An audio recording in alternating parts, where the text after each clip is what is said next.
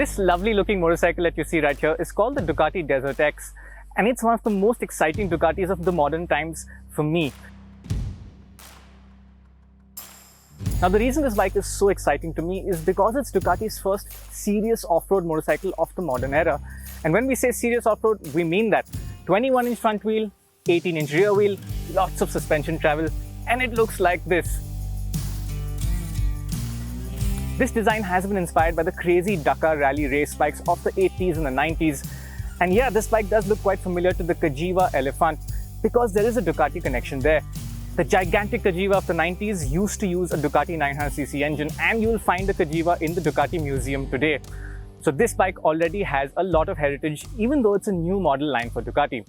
Underneath all this retro bodywork is a trellis frame, which is Ducati's standard fare, but it's not a trellis frame that you've seen on any other Ducati to date. This is different to the frame that you'd find on, say, the Hypermotard or any of the other bikes. The engine, however, is very familiar. This is the same 937cc liquid-cooled L-twin. It's tuned a little differently for this model. The intake and the exhaust are a little different, slightly different mapping.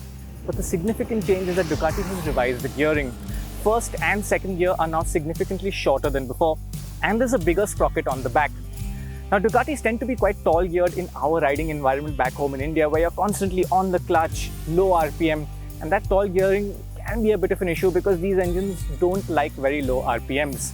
I think this shorter gearing is going to make quite a good difference to the rideability of the motorcycle. Now, the thing that struck me as a little unusual is that this bike is not a very aggressive machine.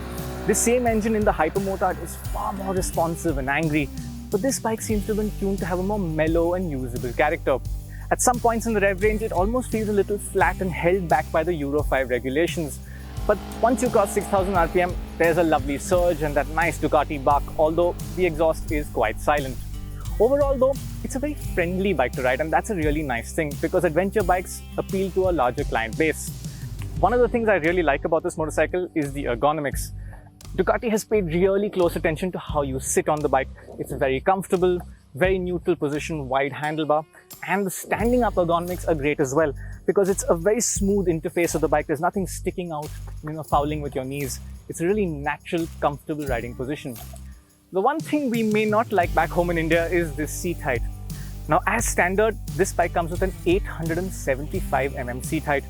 Yeah, which is really tall. It's taller than any other bike in its segment back home. But the bike will be sold in India with the low seat as standard, and that reduces it to 860mm. If that's still not enough for you, you can then go for an optional suspension lowering kit, which brings it further down to 845mm. But as things stand, this bike has a lot of suspension travel. About 230mm in the front, 220mm at the back, which is on par with the Triumph Tiger Rally Pro, and that is one of the most capable bikes in the segment. Now, we've had a very little time riding the bike here in Bologna. Almost no off-road. I got to experience it slightly at the World Ducati Week on a very mild off-road track. But the bike feels light, it feels easy, it feels encouraging. Those are all very good things. Aiding that off-road ability, for one, is a really nicely tuned suspension from Kayaba, fully adjustable at both ends, and the fact that this bike has Pirelli Scorpion Rally STR tires as standard.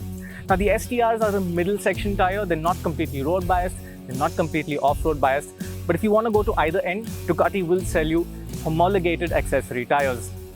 Another thing that's really nice is that the spoke trims are tubeless, and that's something we really value back home. The brakes are interesting. They're Brembo M50 calipers, which is a superbike caliper, but the master cylinder is a simple axial unit. Overall braking performance, again, not superbike sharp. It's mellow, it's comfortable, enough for the bike, but you wouldn't want to really hustle this bike. If that's what you're after, the Multistrada is a much sharper feeling machine. That doesn't mean that the Desert X is a poor handler. In fact, it's quite the opposite. This bike feels very easy and friendly to ride on a winding road, and it's willing to lean over quite far with a lot of confidence. Direction changes don't take too much effort either, but there's also no escaping the more exaggerated motion of that long travel suspension, and the Pirelli Scorpion STR tires do feel a little squirmy on the edge.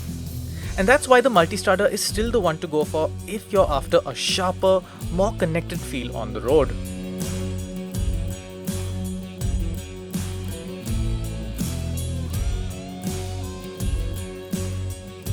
Another thing I really like about the Desert X is it is a beautifully designed motorcycle, but it also has a nice rugged feel to it. Now the Multistrada has such wonderful design details on it that you really wouldn't want to drop it. But I think I'd be a lot more comfortable dropping this bike off-road. Now while the front end is beautifully detailed and nicely sculpted, the rear section is actually quite simple. I like that, it gives the bike a very utilitarian feel.